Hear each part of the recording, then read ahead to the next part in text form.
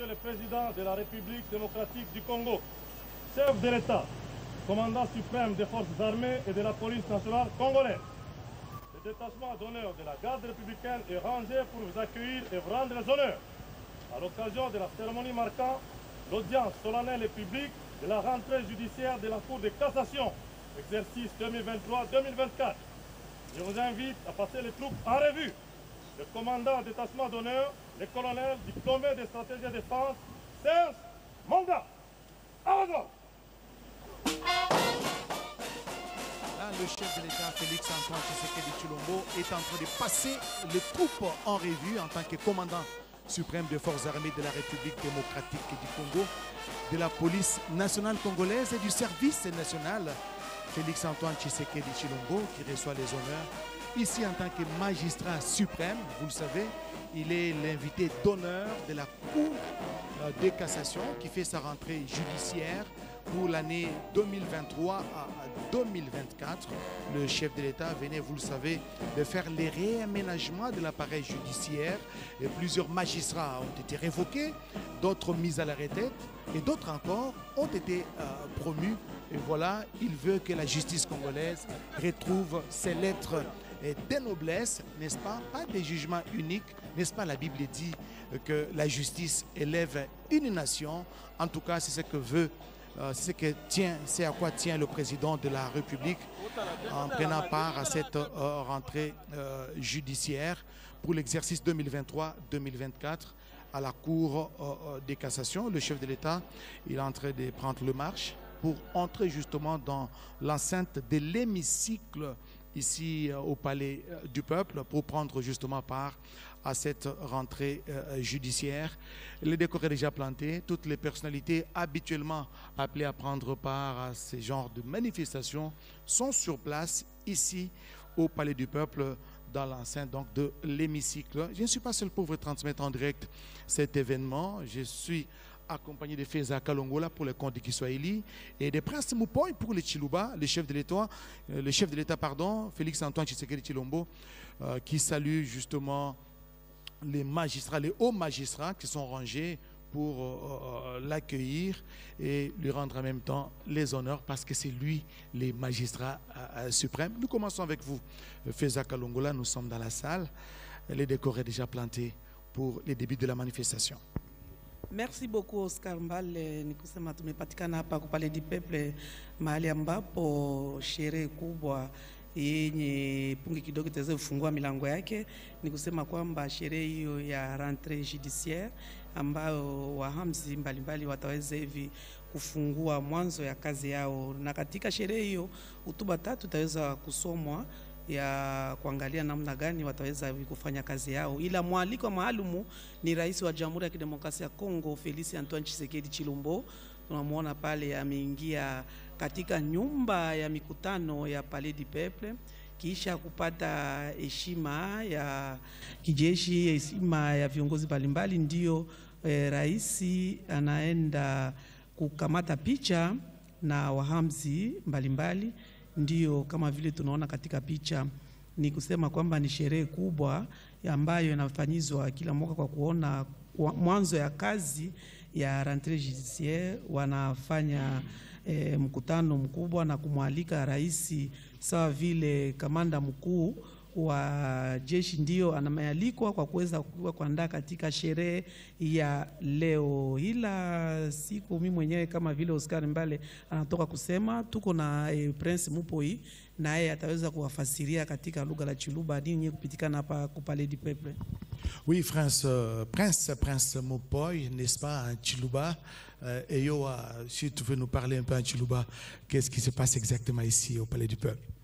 Twaskilwabuni Oscar Mbale kujibena tanda boso gablonda chondo ambi shibalala tulmashibwa sibwa sangizibwa muzubu wa chima mwendo wa Bukalenga patika tokulapa nkashamwa za jimyomyongo Félix Antoine Tshisekedi Tshilombo mano kubwela bokumuna mushino utanilenda abiju mwikala mubiki jibwa kujibako shibansa batulanga na bon tubele bwa Cour de cassation bwa kumuna mushino kangola muyuki wa bwa chijimu cha binu bijini makumya bijini chisatu bijini makumya bijini ni chinai mujibika la bienzeka ku chijimu ne ku chijimu ni bikacha kuba kula mei mei kuji basatu mulombo jiwa kumujilu wa Cour de cassation pashisha chindonda bonso abikira batu basatu bikala ni chakwa kula mei amushinga jimikala chakangulo muyuke jimikala musangi shaba ko shibansambu bonso bikala ba tuilangana tumashibwase jambe jimbe chimujibole jamfumo jitonga Felix Antoine Tshisekedi Tshilombo fumo kwanta bindi jimbe pamone bandu mbulula anyi banzuji aba boso kala miandi atuba jito akulu men bokumona mushindo kushala ni bimu byako bimanyinu byabo kumukapo nyokajibaka chike muni chika cha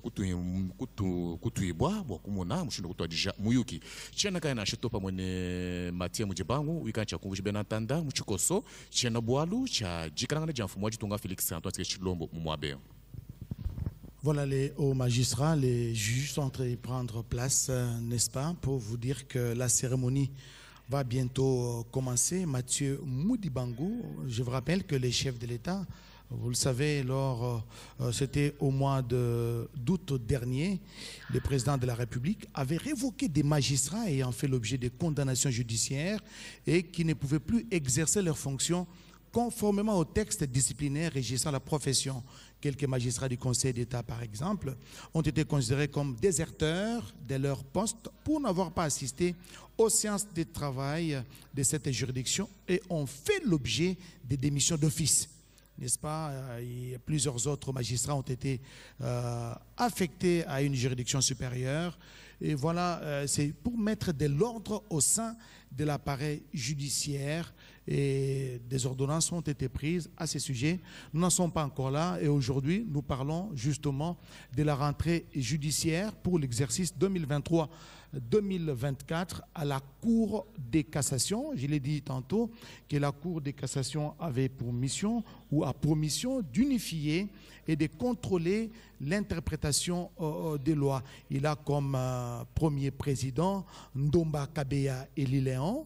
Vous le verrez tout à l'heure parce qu'il sera le premier à prononcer les discours, n'est-ce pas? Il sera suivi par le procureur général près cette juridiction qui va prononcer son réquisitoire. Il s'agit de Firmin Mambou Mvonde et s'en suivra la mercuriale, n'est-ce pas? La mercuriale du bâtonnier national, Michel Chebele, qui est bâtonnier national, justement, Michel Chebele Makoba.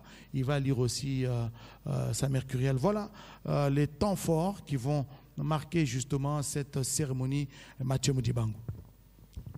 Natondio Botondi, Oscar Mbalkaï, Mbote, Balandia Radio-Télévision congolaise, Kolongwa, Lopango Yaka Kokolo, tous hommes ici qui parlé du peuple, na Kominia Lingwala, et Paiwapi, Mokonjamboka, Félix Antoine Tshisekedi Tshilombo, a Zuesika, Nabozongi Mokomwalelo, ya misala mi abazuzi ya Cour de cassation.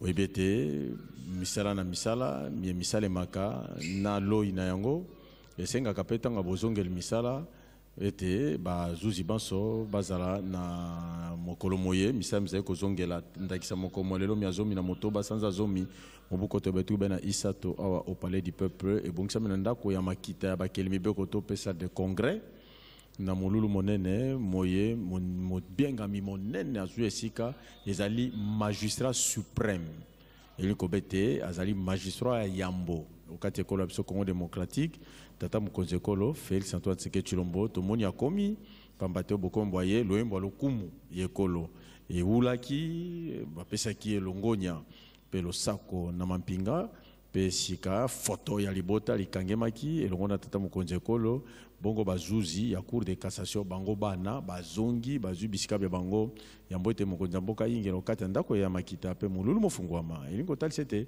boni Félix Antoine Tshisekedi Tshilombo azeko pesa penza litomba linene na mbongwana ezala mama tali misala mia bosembo lolenge balobakete bosembo etombola ka ekolo yango Félix Antoine Tshisekedi Tshilombo alingi ezala ba magistrat ya mampinga ezala ya ba civil banso alima okati ya mosala mwa bango turundi mikomiti koleka mokonzi mboka chaki maboko kati na mikanda yoko ya boyingisi magistrat mosusu ya bobimisi basusu bazui passion ya bango mosala ezali kotali sete mbongwa na solo ezali komonisa makasi lelo tozali wana te tozali na likambo etali bozongeli makita ya Cour de cassation baike bakokanisa Cour de cassation ezali yoko epimelo na sima ya moninga te Cour de cassation ezali cour ya munene okati ekolo ya biso loko ya constitutionnel, le Conseil d'État, azali à mokete, azali kutu babengi haute cour, cour de cassation yango wana babengi yango na français haute cour. Yango ezali wana pona bofandisi mobeko, kolamba mobeko, kolandela mobeko, kosala likambo engebene na mobeko lokwa mobeko mosengi. Talaka tozali kozila sika ete molulu mobanda masikule maike bokolanda yango tozana bino elongo Oscar Mbal Kaïji. Merci Mathieu Moudibango. L'organisation judiciaire de la Cour de cassation est donc composée du premier président, n'est-ce pas? Nous avons cité tantôt son nom ici, il s'appelle Ndomba Kabeya Eli Léon. Donc ça c'est la constitution de la Cour de cassation. Et il est accompagné des présidents des chambres, des conseillers référendaires, des auditeurs, du procureur général, Firmin Vondé, des premiers avocats généraux, des avocats généraux, référendaires, et la liste n'est pas exhaustive, à l'exception du président de la Cour de cassation et du commissaire du gouvernement après la dite Cour, dont l'appartenance au Conseil supérieur du pouvoir judiciaire est un attribut de leurs fonctions respectives. Les membres du Conseil sont élus ou désignés pour une durée de 3 ans renouvelable une fois. Ça, c'est la durée justement du mandat des juges de la Cour des cassations. Et voilà, les juges que vous voyez devant vous, devant vos petits écrans, ce sont justement les juges de la Cour des cassations. Ils sont là, ils ont fait une photo de famille avec le chef de l'État à son entrée ici dans le hall du Palais du Peuple. Les juges de la Cour de cassation qui ont un mandat de 3 ans, renouvelable une fois. Et voilà, donc la rentrée judiciaire de ce jour, donc de la Cour de cassation pour l'exercice 2023-2024 sera comme invité d'honneur, n'est-ce pas, le président de la République, le magistrat suprême, Félix Antoine Tshisekedi Tshilombo. Selon les us et coutumes, lui ne prend que part, il assiste, il ne prend pas la parole. Et il y aura 3 prises de parole.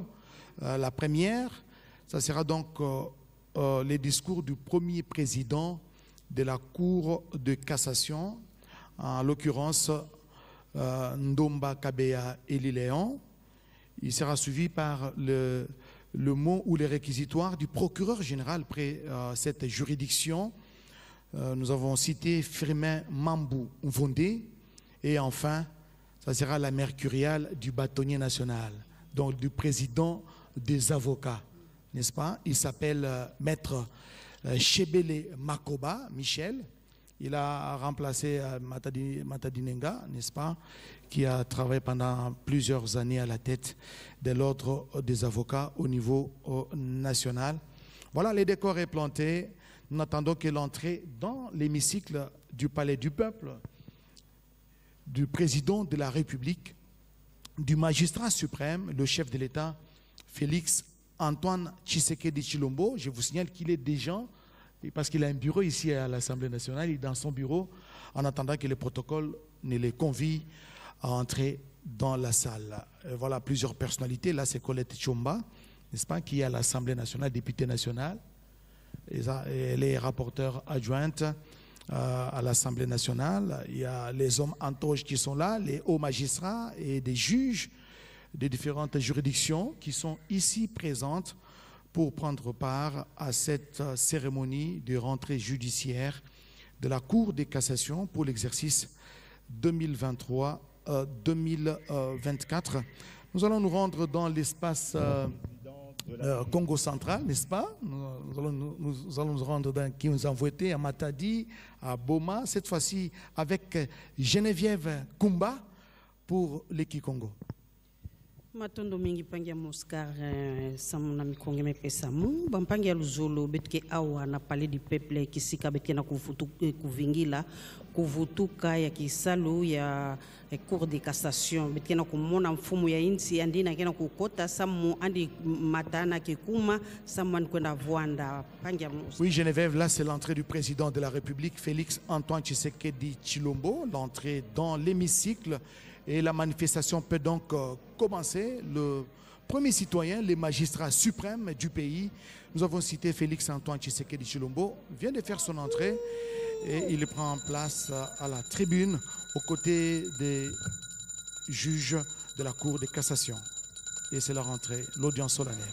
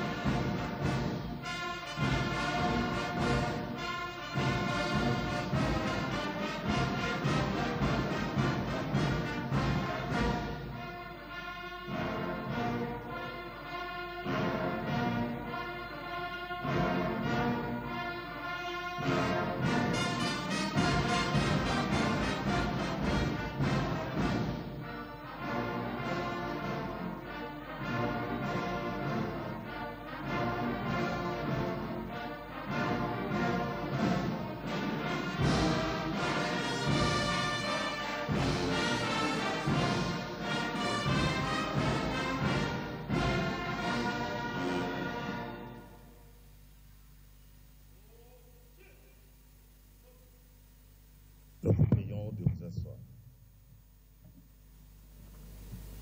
C'est le début.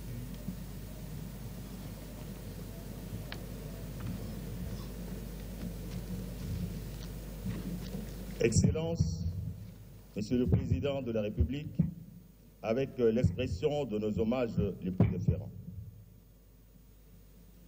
Honorable Président de l'Assemblée nationale, Honorable Président du Sénat, Monsieur le Premier ministre, chef du gouvernement, Mesdames et Messieurs les membres du Bureau du Conseil supérieur de la magistrature, Monsieur le Président du Conseil économique et social, Messieurs les présidents des institutions d'appui à la démocratie, Excellences, Mesdames et Messieurs les ambassadeurs, chefs des missions diplomatiques et représentants des organismes internationaux, Monsieur le Premier Président de la Cour de comptes, Monsieur le Président de l'Assemblée provinciale de Kinshasa, Monsieur le Procureur général de la République du Congo, Monsieur le Président de la Cour suprême de la République du Congo, Mesdames et Messieurs, distingués invités.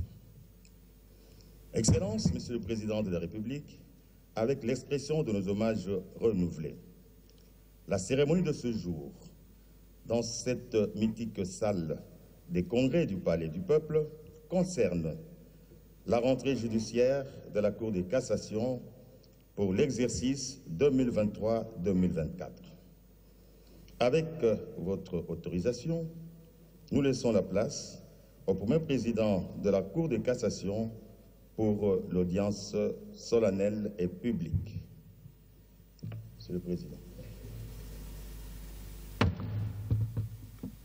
L'audience solennelle et publique de la Cour de cassation est ouverte.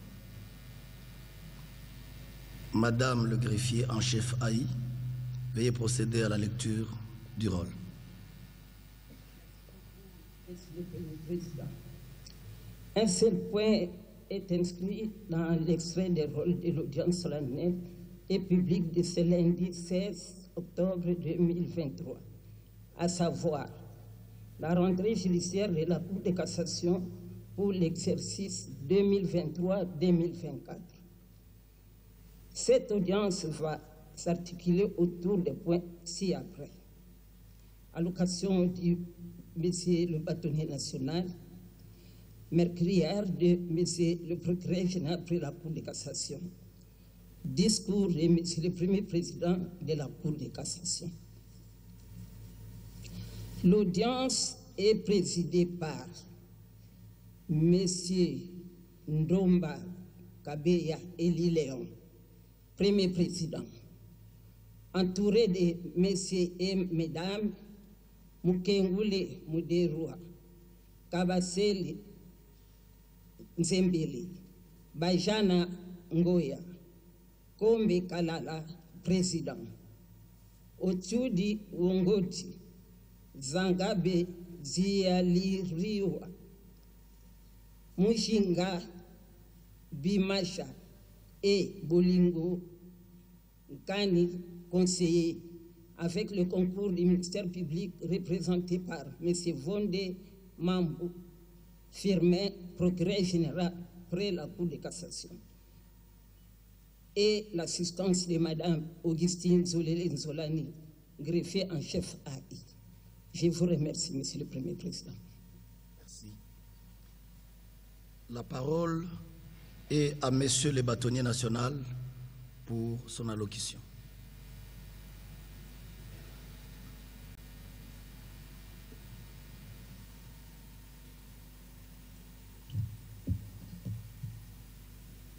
Excellence, Monsieur le Président de la République, chef de l'État, avec l'expression de mes hommages les plus déférents. Honorable Président de l'Assemblée nationale, Honorable Président du Sénat, Monsieur le Premier ministre, chef du gouvernement, Honorables députés et sénateurs, Madame la ministre de la Justice et garde des Sceaux, Mesdames et Messieurs les membres du gouvernement, Monsieur le Président de la Cour constitutionnelle et Président du Conseil supérieur de la magistrature, Monsieur le Procureur général près la Cour constitutionnelle, Monsieur le Premier Président de la Cour de cassation, Monsieur le Procureur général près la Cour de cassation, Madame la Première Présidente du Conseil d'État, Monsieur le Procureur général près le Conseil d'État, Monsieur le Premier Président de la Haute Cour militaire, Monsieur l'Auditeur général de Forces armées congolaises, Mesdames et Messieurs les magistrats, Mesdames et Messieurs les avocats, mes chers et honorés confrères, Mesdames et Messieurs en vos qualités et titres respectifs. Au terme de l'article 64 de la loi organique numéro 13/011-B du 11 avril 2013 portant organisation, fonctionnement et compétences des juridictions de l'ordre judiciaire, le 15 octobre de chaque année, la Cour de cassation s'est réunie en audience solennelle et publique au cours de laquelle le Premier Président prononce un discours, le Procureur général une mercuriale et le bâtonnier près la Cour de cassation une allocution. Le 15 octobre de cette année, tombant un dimanche, l'audience solennelle de la rentrée judiciaire de votre cour a lieu ces jours. Pour cette audience et par ma voix, l'Ordre national des avocats a jugé utile d'aborder encore un sujet à caractère éminemment social, à savoir la pension de retraite du magistrat congolais, plaidoyer pour l'amélioration des conditions de vie du retraité. Pourquoi le choix d'un tel sujet? Tout simplement parce qu'après la retraite du magistrat, il y a toute une vie. L'avocat est le défenseur de tout le monde, y compris le magistrat lui-même. La magistrature et les barreaux sont deux corps de la même famille judiciaire, mais avec des rôles différents. Et d'ailleurs, les animateurs de ces deux corps viennent de la même faculté, celle de droit. En effet, la vie menée par certains magistrats retraités, ainsi que la fin de leur vie, ne laisse pas indifférent l'Ordre national des avocats. Il est donc naturel que celui-ci s'en préoccupe. L'avocat étant, par sa longue tradition, les défenseurs attitrés de la veuve et de l'orphelin, pour ne pas dire des plus faibles de la société, que deviennent fatalement ces retraités après avoir pourtant, durant leur carrière, décidé de la liberté, de la fortune et parfois même de la vie de leurs semblables. Bien plus, au-delà de l'ordre national des avocats, le présent sujet devrait intéresser particulièrement les magistrats encore en activité de service, dans la mesure où la retraite constitue la gare normale des destinations de leur carrière. L'Ordre national des avocats s'est réjoui de voir la cérémonie de ce jour s'organiser dans un contexte caractérisé par la volonté affirmée du gouvernement de la République de redorer l'image de marque du pouvoir judiciaire à travers lequel l'État congolais rassure ses citoyens de sa présence permanente dans la fonction distributive de la justice pour tous. Avant d'entrer dans le vif du sujet, je me permets de rappeler à la bonne attention de votre cour que l'année dernière, l'Ordre national des avocats avait émis son souhait le plus ardent de voir le Parlement examiner et adopter le projet de loi sur l'aide légale en vue d'améliorer et d'étoffer le cadre juridique actuel de l'assistance judiciaire, spécialement en ce qui concerne l'obtention d'un conseil prodéo.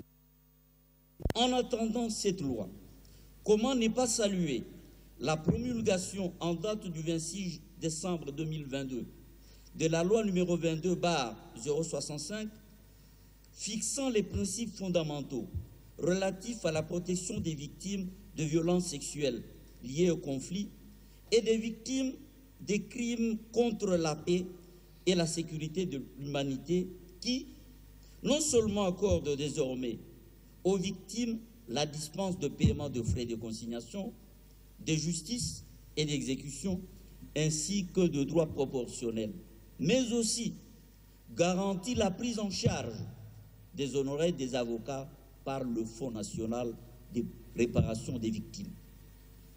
Abordons le sujet du jour.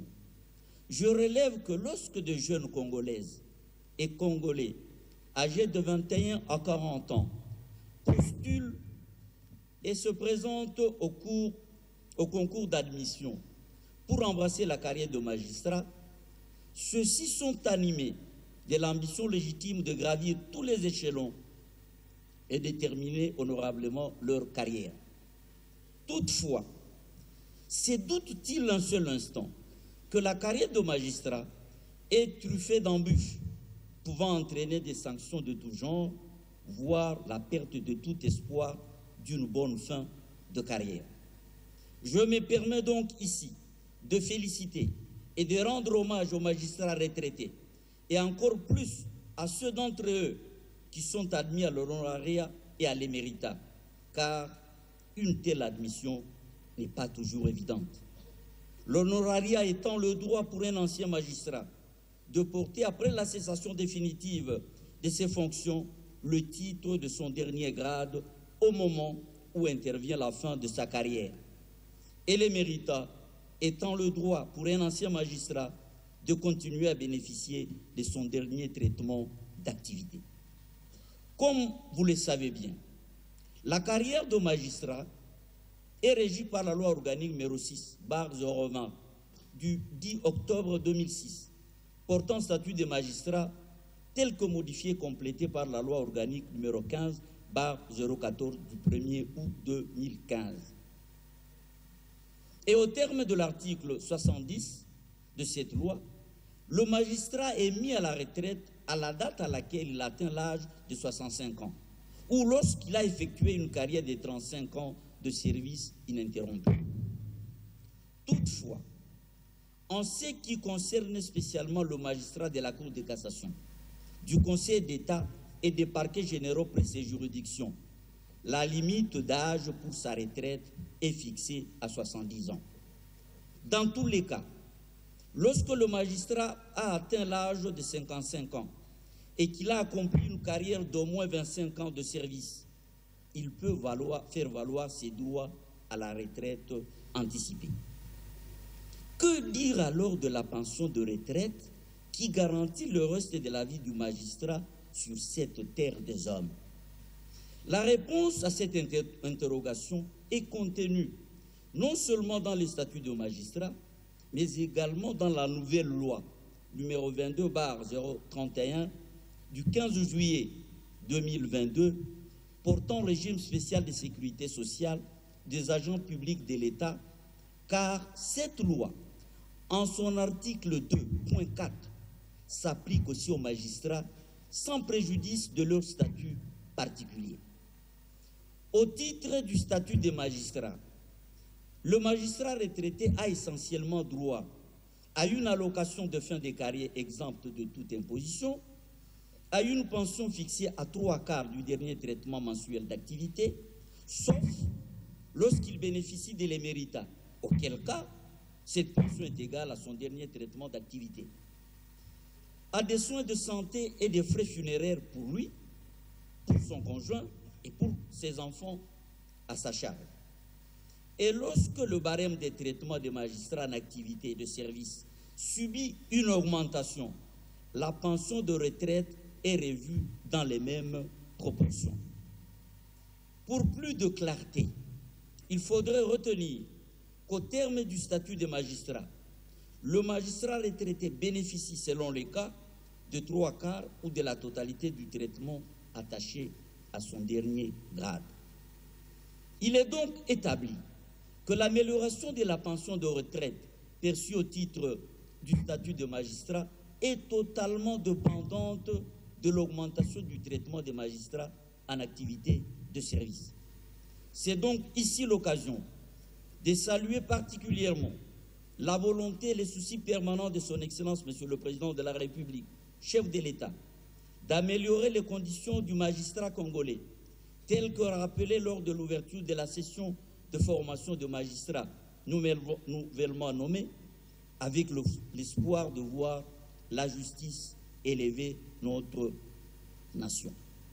En effet, l'amélioration des conditions de vie et des rémunérations du magistrat en activité de service impactera absolument et nécessairement les conditions de vie et de la pension du magistrat retraité. Le magistrat retraité devrait bénéficier régulièrement non seulement de sa pension de retraite, mais aussi de tous ses droits et avantages sociaux, tels que les soins de santé et les frais funéraires. Comme rappelé plus haut, la pension de retraite du magistrat est également régie par la nouvelle loi du 15 juillet 2022 portant régime spécial de sécurité sociale des agents publics de l'État, applicable aux magistrats déjà définis comme agents publics de l'État par le décret loi numéro 017/2002 du 3 octobre 2002 portant code de conduite de l'agent public de l'État. Ce régime prévoit une affiliation obligatoire et une retenue à la source sur les revenus des assujettis, qui sont aussi des magistrats. Toutefois, pour bénéficier de la pension de retraite prévue par ce régime, le magistrat doit remplir simultanément les deux conditions suivantes: avoir atteint l'âge ou l'ancienneté à la retraite conformément au statut qui lui est applicable, avoir accompli au moins 180 mois de cotisation lors de son admission à la retraite, ce qui implique 15 ans de cotisation. S'il ne remplit pas la condition de cette durée, l'assujetti dispose d'un droit de rachat des années de cotisation manquantes, rachat qui ne porte au maximum que sur 5 années de cotisation. Ce régime prévoit également que l'assujetti, donc le magistrat, sans pouvoir justifier d'une période d'assurance minimum de 189 mois, bénéficie d'une allocation unique de vieillesse dont le montant est égal à la pension mensuelle à laquelle il aurait eu droit s'il avait totalisé 180 mois d'assurance, multiplié par la durée d'assurance effective exprimée en année. Enfin, ce régime prévoit que lorsque le barème des traitements attaché au grade des agents en activité de service subit une augmentation, les pensions et rentes sont également revues.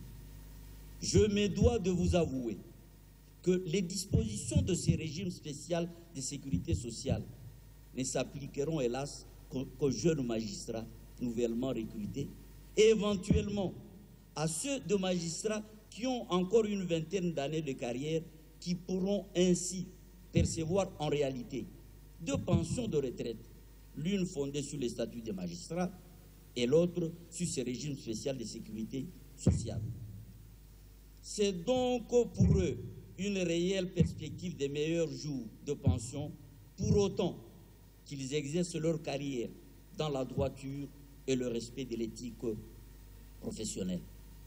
S'agissant spécialement de l'allocation de fin de carrière, exempte de toute imposition prévue à l'article 74 de la loi organique portant statut des magistrats, il faut dire haut et fort qu'il est souhaitable que le magistrat retraité ne fasse plus un parcours de combattant pour obtenir son paiement.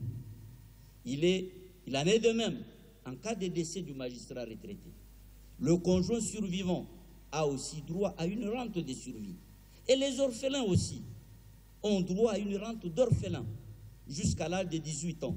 Et par dérogation, pour les orphelins qui poursuivent normalement leurs études ou pour ceux qui sont en apprentissage non rémunéré jusqu'à l'âge de 25 ans.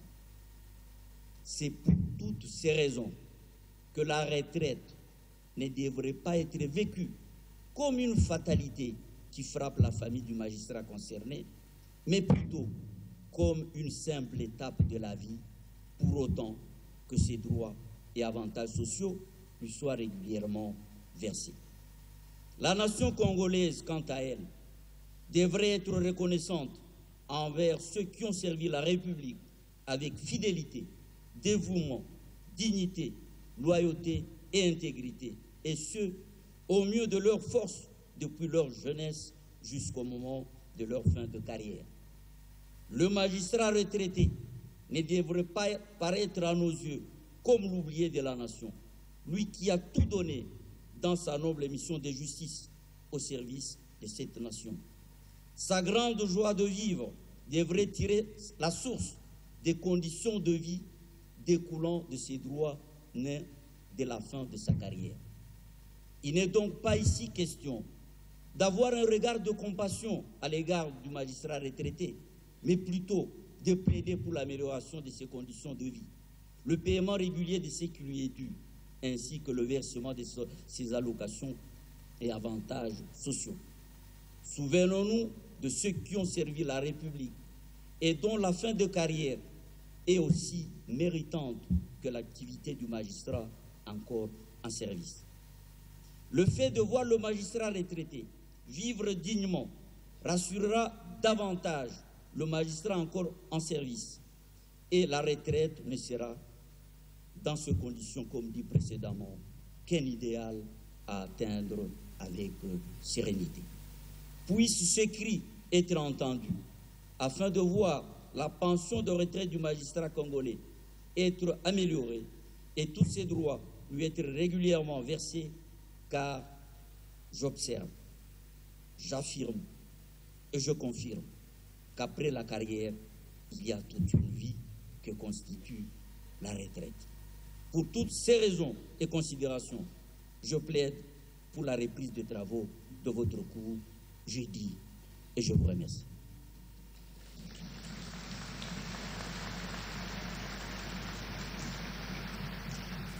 Merci, Monsieur le bâtonnier. La parole est à Monsieur le procureur général près la Cour de cassation pour sa mercuriale.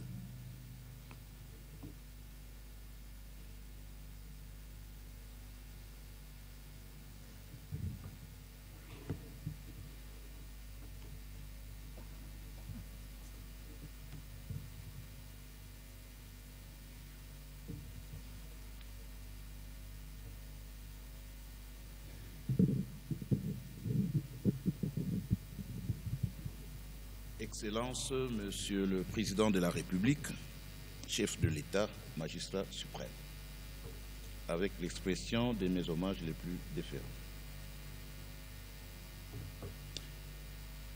Je me fais l'honneur de saluer votre présence personnelle en cette salle, à l'occasion de cette cérémonie des rentrées judiciaires de la Cour de cassation, édition 2023-2024.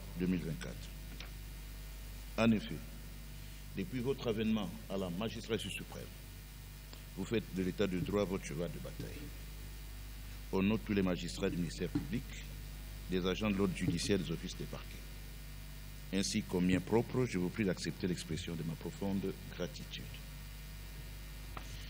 Le contexte sociopolitique dans lequel intervient la présente rentrée judiciaire est caractérisé au niveau national notamment par la fièvre inhérente à la période préélectorale qui ouvre la voie à la tenue en décembre prochain des élections à tous les niveaux. Notre vœu le plus ardent est de voir le peuple congolais assumer par votre autorité, assumer son destin dans la paix et la cohésion nationale tout au long de cet exercice démocratique. Par ailleurs, nous ne pouvons passer sous silence la nomination par votre autorité en juillet dernier de 2500 nouveaux magistrats en vue d'assurer une meilleure couverture judiciaire territoriale. Honorable Président de l'Assemblée nationale, Honorable Président du Sénat, Excellences, Monsieur le Premier ministre, chef du gouvernement, Monsieur le Président de la Cour constitutionnelle et Président du Conseil supérieur de la magistrature, Monsieur le Procureur général près cette Cour, ici représenté, et honorés collègues,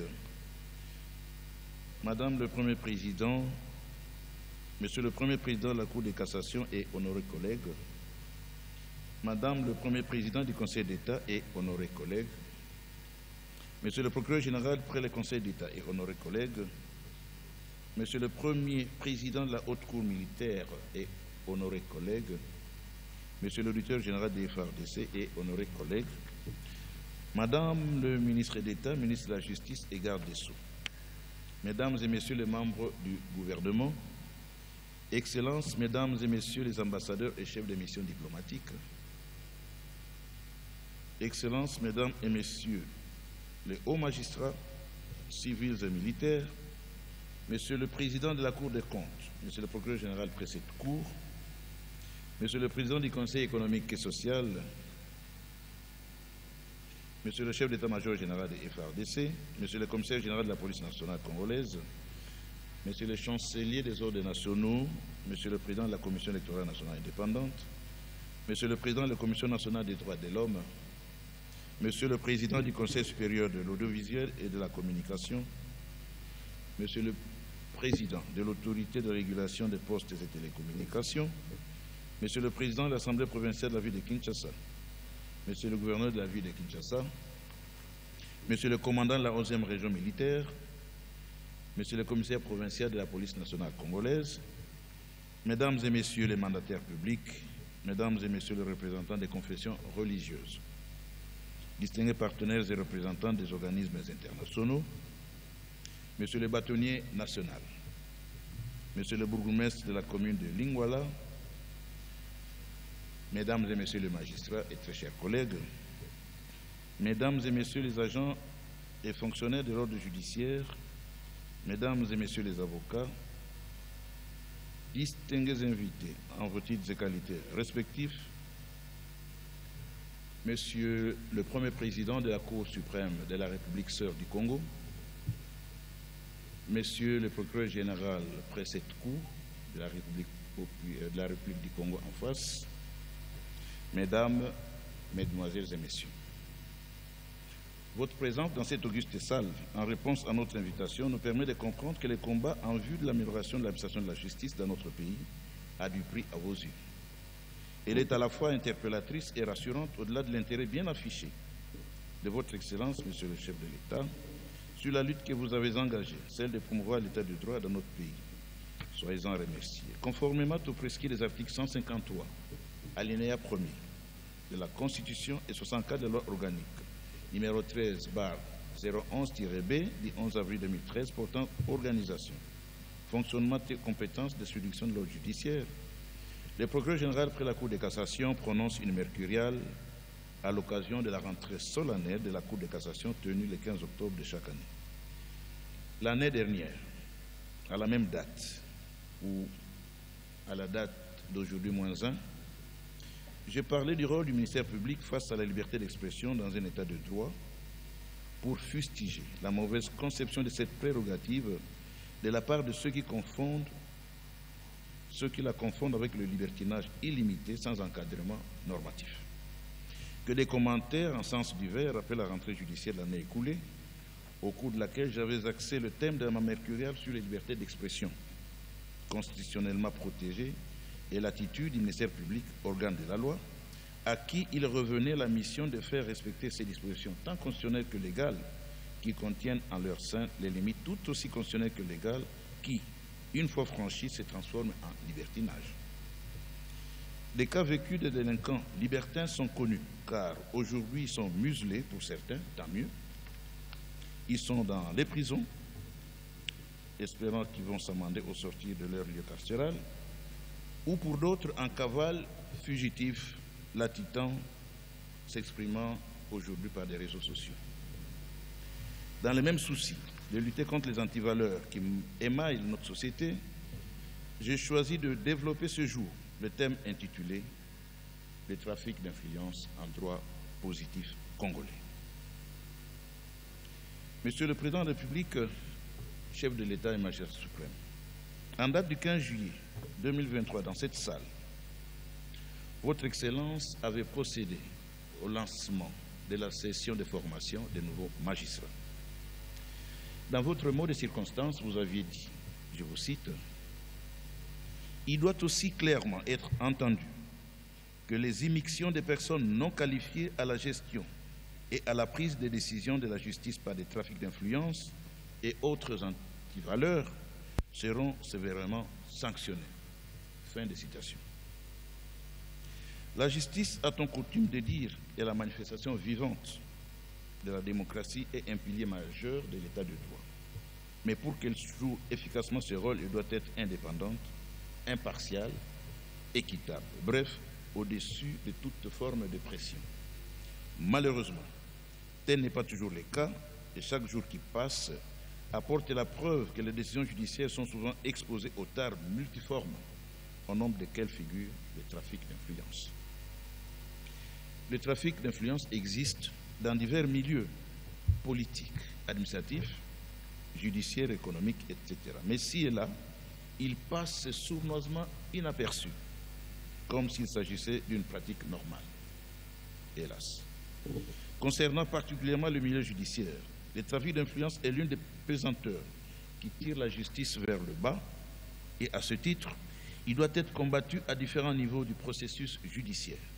Dans les lignes qui suivent, nous allons affirmer que le trafic d'influence constitue une infraction à la loi pénale congolaise, une infraction quelque peu oubliée, voire méconnue du grand public. Le souci de tirer l'attention des justiciables comme des mortels sur ce phénomène aux conséquences néfastes sur l'administration de la justice justifie le choix porté sur ce sujet. Ainsi, nous donnons l'occasion aux uns aux autres de mieux connaître la portée de cette infraction, de se ressaisir et d'agir par la suite en toute responsabilité en évitant de tomber dans les liens de cette incrimination tandis que l'acteur judiciaire aura à cœur de la réprimer avec vigueur. Cela dit, que pouvons-nous entendre par trafic d'influence? Les considérations générales et sociologiques. Dans le sens courant, le trafic d'influence consiste en une intervention indésirable dans une affaire et qui vise à obtenir de l'autorité une décision favorable au plus fort aux dépens du plus faible. Il est vu comme une antivaleur qui consiste à utiliser sa position sociale pour obtenir un avantage ou une faveur imméritée et soumettre ainsi l'autorité publique à des pressions et intrigues désobligeantes. Dans ce contexte, toute intervention paraît intempestive et suspecte au point qu'il suffit parfois de voir seulement une personne étrangère à l'affaire entrer dans le bureau de l'autorité pour affirmer qu'il y a trafic d'influence.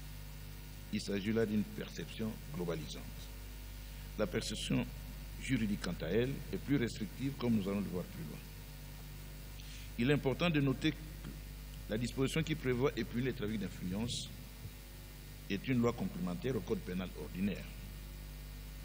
Celle de l'ordonnance loi numéro 73/10 du 14 février 1973 et insérés au DICOR pour former l'actuel article 150.e. Sont constitutifs d'actes de trafic d'influence. Les actes énumérés ci-après. Le fait de promettre, d'offrir ou d'accorder à un agent public ou à toute autre personne un avantage indu afin qu'il abuse de son influence, réelle ou supposée, en vue d'obtenir ou de faire obtenir d'une administration ou d'une autorité publique un avantage indu pour l'instigateur initial de l'acte ou pour toute autre personne. C'est aussi le fait pour un agent public ou toute autre personne de solliciter ou d'accepter, directement ou indirectement, un avantage indu pour lui-même ou pour autrui, afin qu'il abuse de son influence réelle ou supposée, en vue de faire obtenir d'une administration ou d'une autorité publique un avantage indu. Le législateur congolais n'a pas défini de manière expresse cette infraction. La doctrine en a proposé quelques-unes et nous retenons celle insistant à traduire les trafics d'influence comme étant une infraction consistant dans les buts ou dans le fait de solliciter ou d'agréer des offres, dons, promesses, présents et avantages quelconques pour soi-même ou pour autrui, pour abuser ou avoir abusé d'une influence réelle ou supposée dans le but de faire obtenir d'une autorité ou d'une administration publique des distinctions, des emplois, des marchés ou toute autre décision favorable. Les trafics d'influence se subdivisent en deux, celui actif et celui passif. Les trafics d'influence actif consistent à rémunérer une telle personne pour qu'elle use ainsi de son influence. Le trafic d'influence actif est donc le fait pour une personne de rémunérer la mise en œuvre de son influence par l'agent concerné. Le trafic d'influence passif est le fait pour cet agent de se laisser acheter pour user de son influence. De ce qui précède, le trafic d'influence présuppose que le comportement attendu de l'intermédiaire n'est pas de son pouvoir et dans le langage populaire, ce dernier est appelé commissionnaire. Les éléments constitutifs de cette infraction sont inhérents à la qualité de l'auteur, qui peut être un privé, personne privée, et qui peut être aussi une personne publique. Tandis que on doit distinguer pour le trafic d'influence active, qui consiste dans le fait de promettre, d'offrir ou accorder à un agent public ou à toute autre personne un avantage inclus, indu. Nous donnons ici l'exemple d'une société qui concourt pour un marché de fourniture de biens à l'État. Son dossier est incomplet.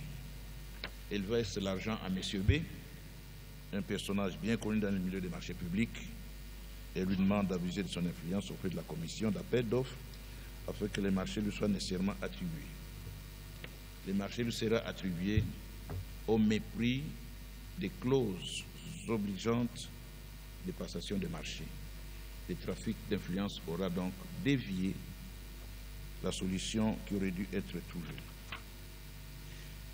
Le trafic d'influence passif.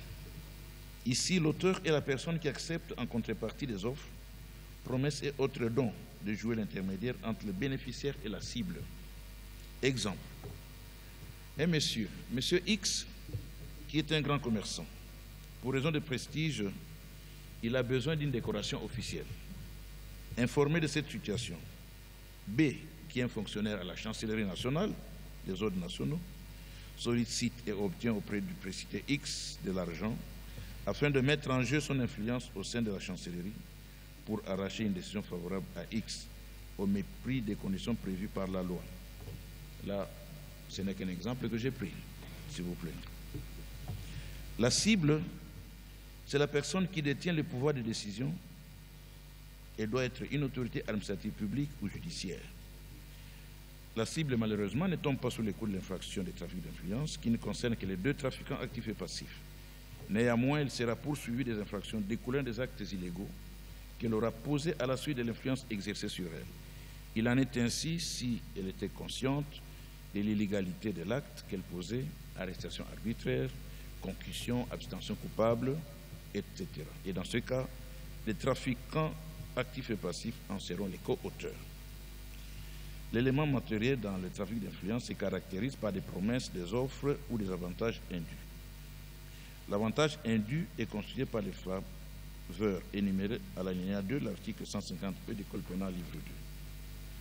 Il peut s'agir par exemple d'un recrutement, d'une affectation, d'une promotion, du classement sans suite d'un dossier, d'un envoi de dossier en fixation d'audience, d'une arrestation ou d'une libération provisoire ou d'une main levée de la détention préventive, d'un acquittement, d'une condamnation, d'une dispense de paiement de frais de justice, d'une abstention et d'un exercice ou d'un exercice d'une voie de recours en violation de la loi. Alors que la sollicitation, qui est une offre de pacte de trafic d'influence, l'agrément caractérise la conclusion du pacte dont les suites sont à nouveau indifférentes, les délits étant également formels. Pour cela, il est exigé de la personne l'existence qui dispose d'une influence ou qu'elle puisse en abuser. L'influence supposée signifie qu'il importe peu que la personne sollicitée puisse obtenir concrètement l'avantage requis. L'élément moral se retrouve dans l'avantage indu qui est illégal. Le préjudice est beaucoup plus social que matériel en raison du péril que le trafic d'influence fait courir à la moralité. Le régime répressif, l'auteur de cette infraction est puni de 6 mois à 3 ans de servitude pénale et d'une amende de 100 000 à 1 million de francs congolais constant ou d'une de ces peines seulement. L'infraction de trafic d'influence est apparentée à 2 autres infractions. Nous citons la corruption ainsi que l'escroquerie. Les rapprochements les plus significatifs concernent la corruption qui présente un risque sérieux de confusion lors de la qualification des faits en droit.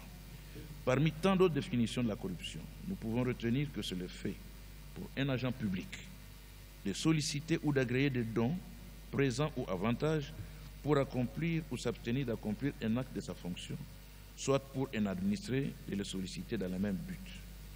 La loi distingue entre la corruption passive et la corruption active. La corruption passive est le fait du fonctionnaire qui se laisse acheter pour accomplir un acte de sa fonction, soit pour s'en abstenir, tandis que la corruption active, c'est le fait pour un particulier de promettre, d'offrir ou d'accorder à un agent public, directement ou indirectement, un avantage indu pour lui-même ou pour une autre personne ou entité, afin qu'il accomplisse ou s'abstienne d'accomplir un acte dans l'exercice de ses fonctions. En définitive, il s'avère que la différence entre la corruption et les trafics d'influence tient à la nature de l'acte apposé en contrepartie. Si l'acte entre dans les prérogatives du décideur public, il s'agit de corruption. Au contraire, si l'acte consiste à user de son influence pour que notre décideur prenne une décision, alors l'infraction est celle de trafic d'influence. S'agissant de l'escroquerie, celle-ci relève d'un ensemble de manœuvres frauduleuses, crédits imaginaires, fausses qualités, etc., alors que dans les trafics d'influence, celle-ci est réelle ou supposée. De cette appréhension du concept trafic d'influence, on peut déduire les méfaits de ces trafics d'influence sur l'administration de la justice.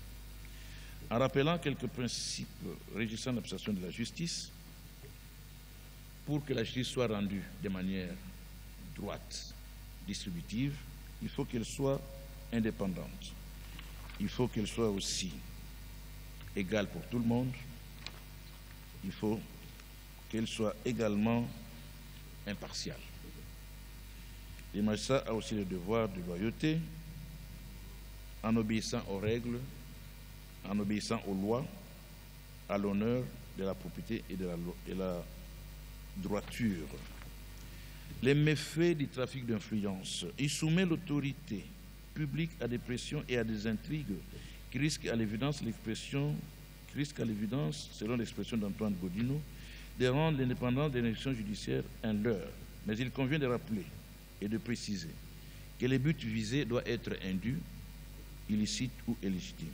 Ainsi, l'intervention consistant à rétablir l'égalité ou la justice n'est pas un avantage indu.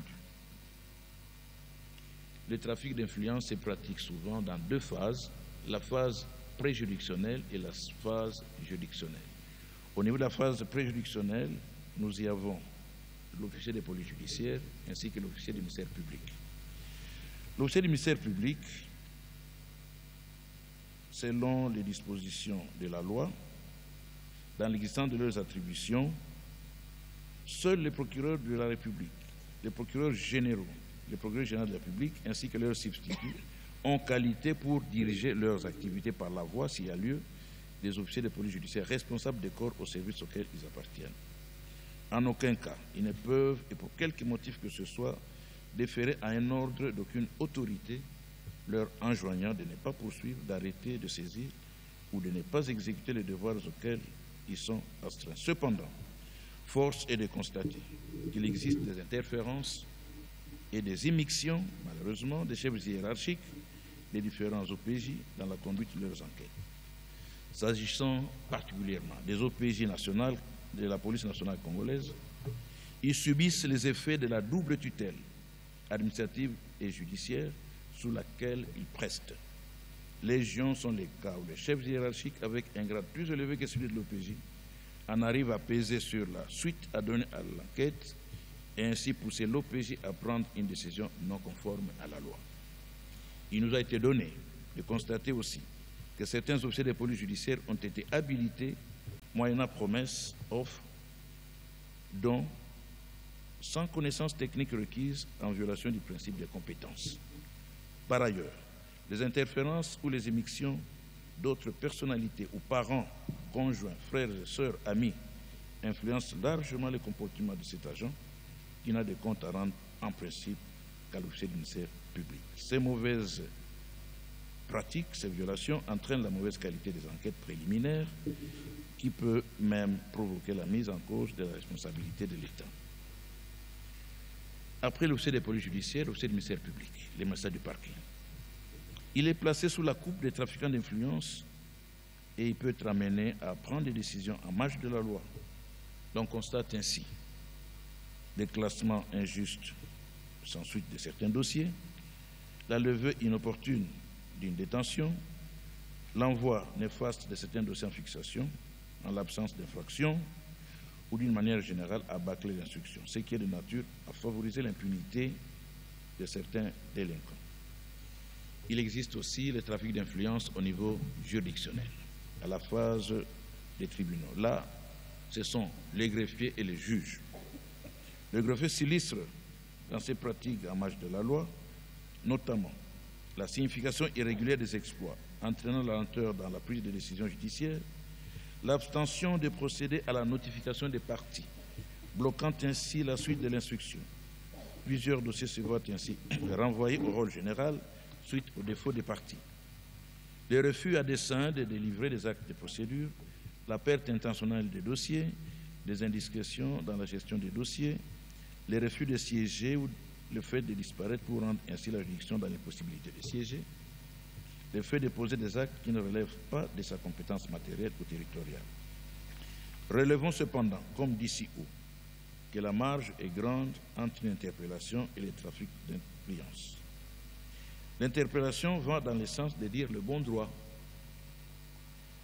Un monsieur appelle un magistrat ou voit une autorité judiciaire en lui disant « Vous voyez, monsieur le magistrat, si au regard de telles dispositions légales, la position prise par votre compétence ne peut pas fléchir. Nous ne sommes pas là dans un cas de trafic d'influence. » Un monsieur s'adressant à un magistrat dit « Monsieur le magistrat, mais tel acte que vous avez posé, est-ce qu'il rentre dans les définitions réelles telles que prévues par la loi ?» Ce n'est pas du trafic d'influence. Et là, on va dans le sens pour que la loi ou le droit soit bien dit. Monsieur le procureur général, ne pensez-vous pas qu'il eût fallu procéder d'abord à tel devoir avant de conclure aussi précipitamment que cela a été fait? Une interpellation, ce n'est pas du trafic d'influence.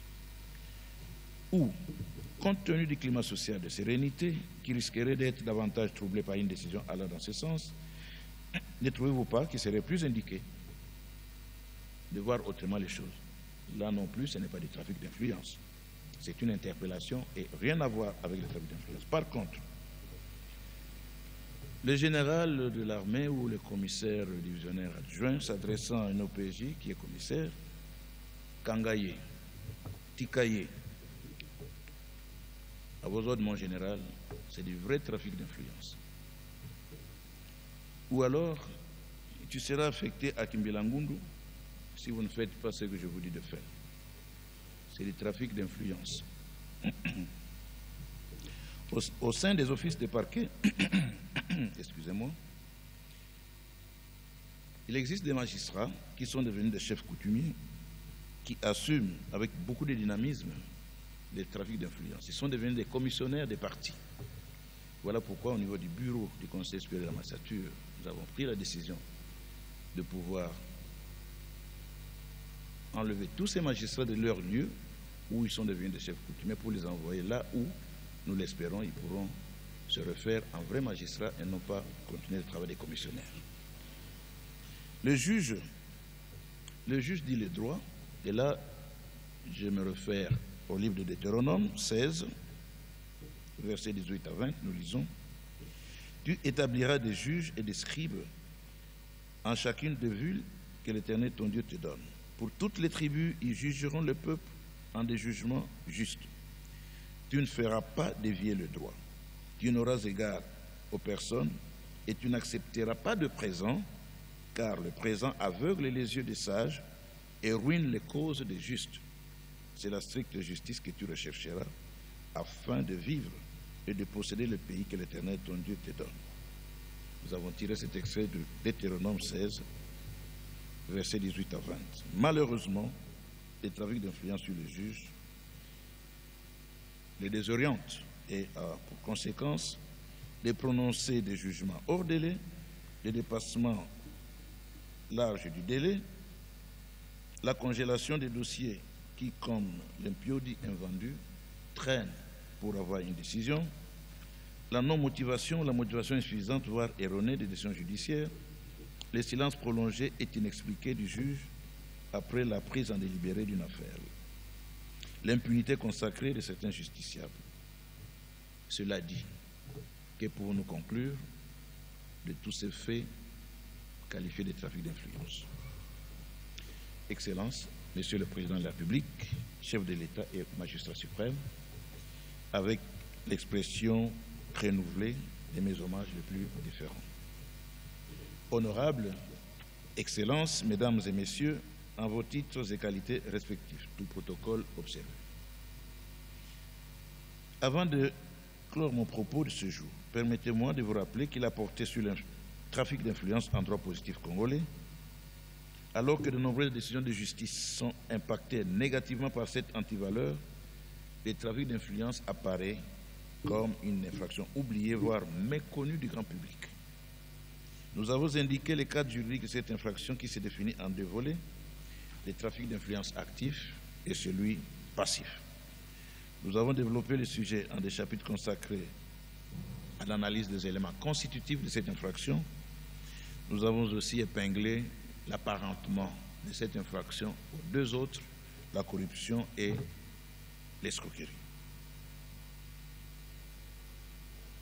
En ma qualité du ministère public au sommet, près les juridictions de l'ordre judiciaire en République démocratique du Congo, j'engage tous les magistrats debout.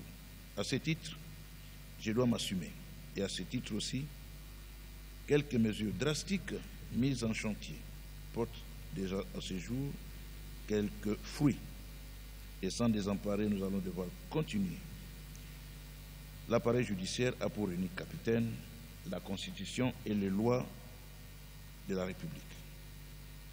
Les magistrats ont juré d'obéir à ces lois et à cette Constitution, et ceux du parquet sont appelés organes de la loi. Et fort de cet attribut fonctionnel, il leur est permis d'assurer non pas la sécurité juridique, mais la sécurité judiciaire, par la lutte interne et externe des antivaleurs qui rongent l'appareil judiciaire. Enfin, du législateur, nous attendons le renforcement de la répression des actes de trafic d'influence. À cet égard, nous proposons notamment que les peines complémentaires prévues à l'article 149 du Code bis du Code pénal livre 2 pour la répression de la corruption soient également d'application en ce qui concerne les trafics d'influence dont nous trouvons la répression un peu moindre. Cela d'autant plus que les deux infractions sont intimement apparentées. Conscient que la population de ces pays a soif de justice dans tous les domaines, nous nous disons de ne ménager aucun effort pour apporter notre contribution à l'édification d'un État de droit capable de donner satisfaction aux attentes des uns et des autres. Parce que la sanction assainit aussi les mœurs, une lutte à l'interne est présentement menée au sein du corps.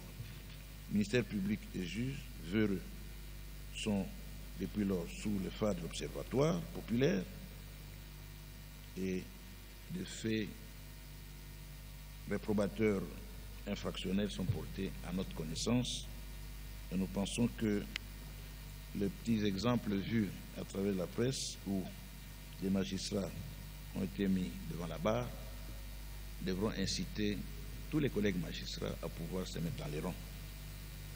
Les ministères publics s'engagent davantage dans la lutte contre la sécurité judiciaire, bien que celle-ci soit englobante car couvrant plusieurs ordres juridictionnels. Les ministères publics civils naviguent en gendarme au sein de tous ces ordres dès lors qu'appelés organes de la loi. Le ministère public devra redynamiser son action au-delà des diverses contraintes ou influences dans la répression pénale s'entend des actes réprobateurs, dont se rendra coupable tout magistrat, j'ai bien dit tout magistrat, quel que soit l'ordre judiciaire auquel il appartient. Les trafiquants d'influence sont à compter parmi les ennemis extérieurs de la bonne administration de la justice, autant que les corrupteurs. Si, pour les trafics d'influence, les magistrats sont les victimes, il leur appartient d'opposer toute résistance légale qui devrait aboutir à la dénonciation, puis à la mise en mouvement de l'action publique. La lutte ainsi relancée contre les trafiquants d'influence ne nous fait nullement perdre de vue le combat à l'interne du corps judiciaire, miné lui-même par des antivaleurs intrinsèques. Dans votre discours préappelé, Excellence, Monsieur le Président public, chef de l'État et magistrat suprême, vous aviez exprimé clairement le vœu de voir se renouveler le pacte républicain qui appelle à la renaissance de la justice. Ainsi, pour relever la morale des magistrats, au niveau souhaité, la cure de la régénérescence devra se poursuivre graduellement et sans désemparer, là où se dégage la nauséabonde odeur de la corruption, de la concussion et de l'escroquerie. Dans cet ordre d'idées, nous invitons tous les acteurs judiciaires, les offices des parquets, à plus d'engagement, d'intégrité et d'abnégation pour les triomphes de l'idéal de justice auquel nous avons consacré l'essentiel de notre vie professionnelle. Pour le président de la République, chef de l'État, magistrat suprême, je requiers qu'il plaise à la Cour de cassation de déclarer qu'elle reprend ses travaux. Que vive la République démocratique du Congo et que notre Dieu bénisse notre pays. Je vous remercie.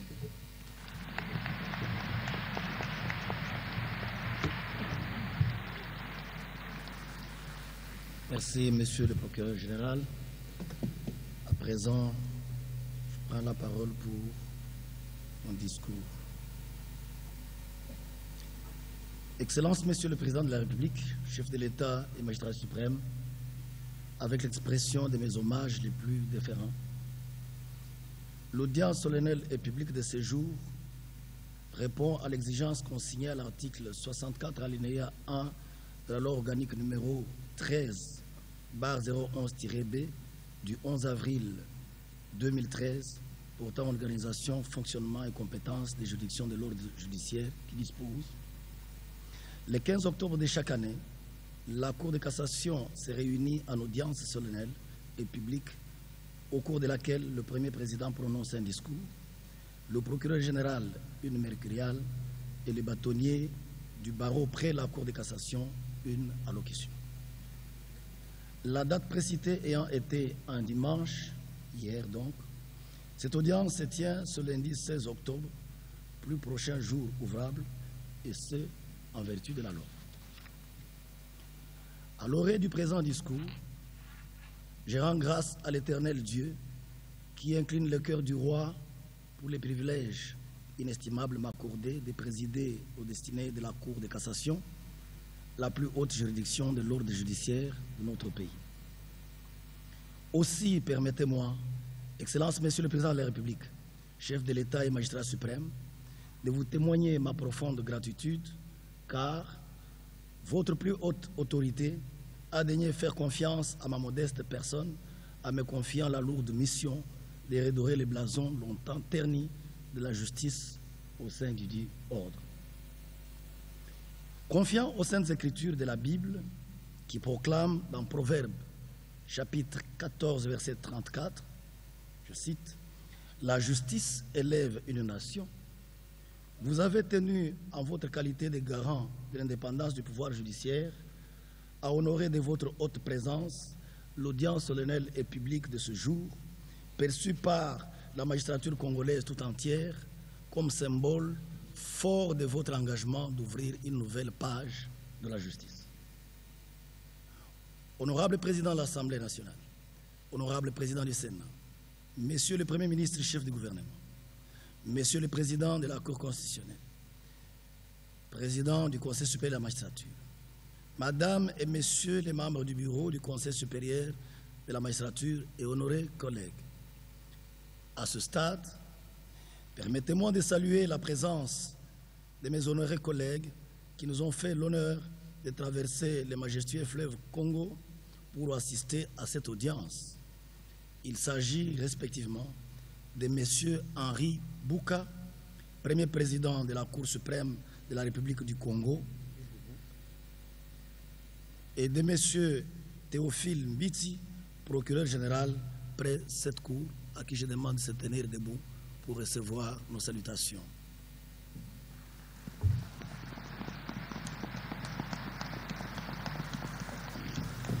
Monsieur le Premier Président et honorés collègues, Monsieur le Procureur général et honorés collègues, votre présence marque l'importance du dialogue des juges du fait de l'appartenance de nos cours respectives à l'Association des hautes juridictions de cassation des pays ayant en partage l'usage du français.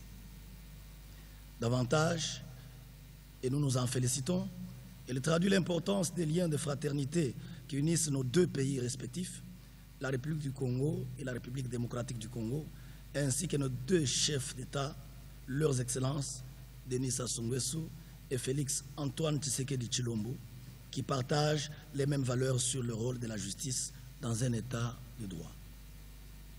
Honorables députés, nationaux et sénateurs, Mesdames et Messieurs les membres du gouvernement, Madame le ministre d'État, ministre de la Justice et garde des Sceaux, Monsieur le Président de la Cour des comptes, Monsieur le Procureur général près cette Cour, Mesdames et Messieurs les hauts magistrats civils et militaires, Monsieur le Président du Conseil économique et social, Monsieur le Président de la Commission électorale nationale indépendante, Monsieur le Président du Conseil supérieur de l'audiovisuel et de la communication, Monsieur le Président de la Commission nationale des droits de l'homme, Monsieur le Président du Conseil national de suivi de l'accord et du processus électoral, Excellences, Mesdames et Messieurs les ambassadeurs et chefs de missions diplomatiques et consulaires, Messieurs le chef d'état-major général des forces armées de la République démocratique du Congo, Monsieur le commissaire général de la police nationale congolaise, Messieurs les chanceliers des ordres nationaux, Messieurs les bâtonniers nationaux, Monsieur le président de l'Assemblée provinciale de la ville de Kinshasa, Monsieur le gouverneur de la ville de Kinshasa, Monsieur le commandant de la 11e région militaire, Monsieur le commissaire provincial de la police nationale congolaise, ville de Kinshasa, Monsieur le bourgmestre de la commune de Lingwala, Mesdames et Messieurs les chefs de religion, des confessions religieuses, Mesdames et Messieurs les magistrats et chers collègues, Mesdames et Messieurs les hauts fonctionnaires et agents de l'administration de l'ordre judiciaire, Mesdames et Messieurs les avocats, distingués invités en vos titres et qualités respectifs. Qu'il me soit permis de saluer chaleureusement votre présence à cette audience solennelle et publique et de vous remercier pour votre attachement aux activités de la Cour de cassation. Excellences, Monsieur le Président de la République, chef de l'État et magistrat suprême, avec l'expression réitérée de mes hommages les plus déférents. Il est un principe à valeur constitutionnelle selon lequel la justice est rendue sur l'ensemble du territoire national au nom du peuple. Mais le paradoxe est saisissant. Comment comprendre que le peuple congolais au nom duquel elle est rendue s'en méfie en même temps. D'où la crise de la justice dont on parle depuis longtemps. À ce sujet, Jean-Claude Manguedi, ancien magistrat français, a écrit « La qualité de la justice et la confiance que les citoyens placent en elle ne manquent pas de réjaillir sur l'image qu'ils se font de leur démocratie.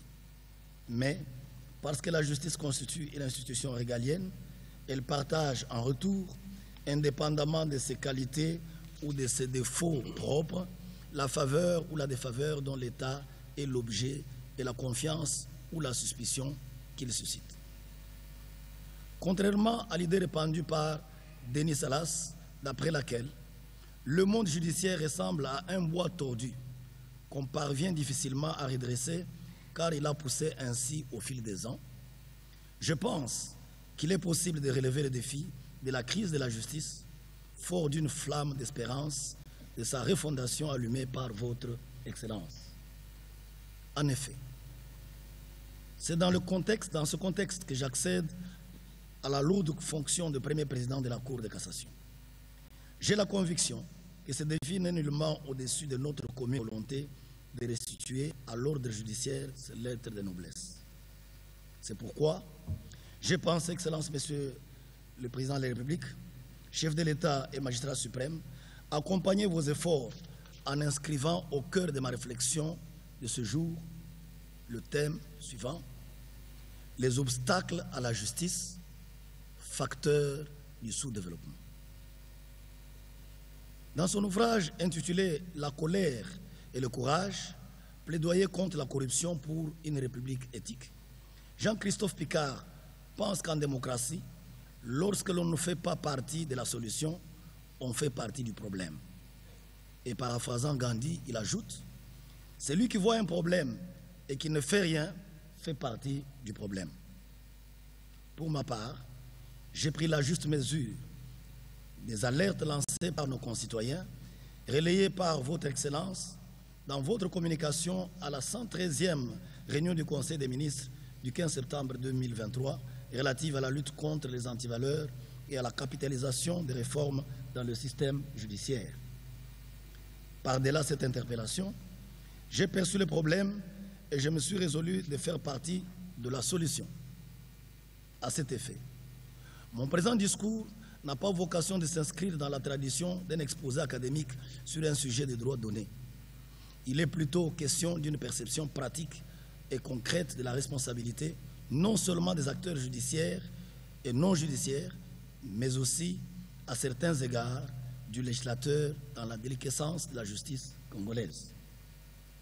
Ainsi, mon intervention se décline en 2 chapitres. Le premier présentera de manière non exhaustive les principaux obstacles à la justice et le second, quant à lui, sera constitué de réponses sous forme de suggestions pour redresser notre justice. Et il s'en suivra naturellement une conclusion résumant l'essentiel de ma communication. Définition des concepts et identification des obstacles à la justice.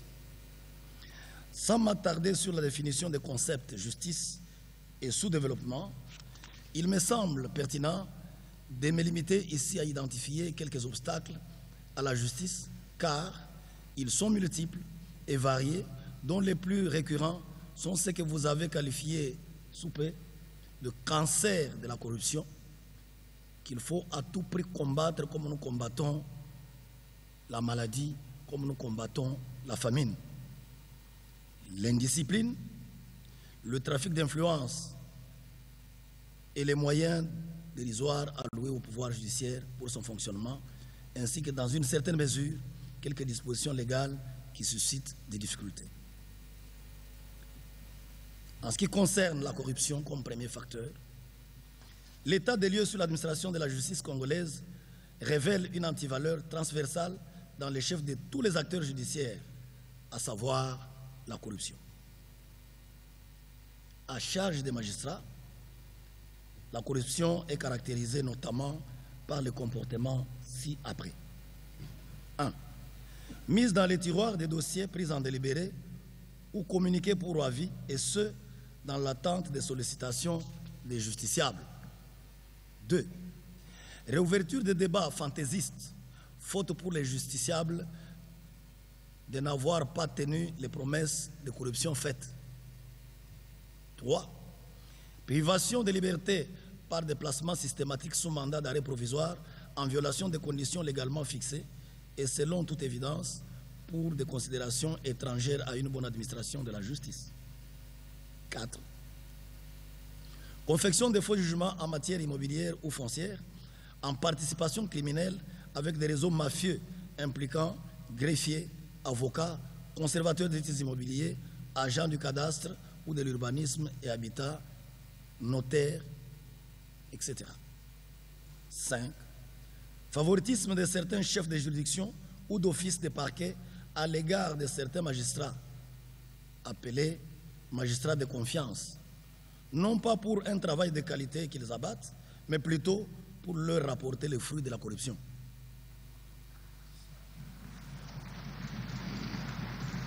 6. Prise en compte de faux arrêtés de désaffectation des biens immobiliers du domaine public ou privé de l'État confectionnés dans les réseaux criminels dont ils font partie en vue de leur aliénation. À charge des agents de l'ordre judiciaire et des huissiers indépendants qui sont également opérateurs judiciaires, la corruption est à l'origine notamment des comportements suivants. Primo, dénaturation délibérée des déclarations des parties consignées dans les procès-verbaux d'audience dans le but de favoriser l'une d'elles.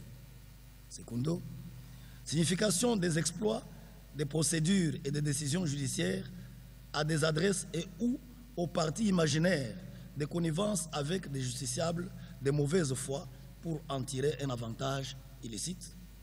Tertio, soustraction des pièces importantes des dossiers judiciaires en complicité avec les avocats aux fins de conduire les juges à dire le droit sur base de fausses orientations et ainsi faire passer sur ces derniers des présomptions de corruption.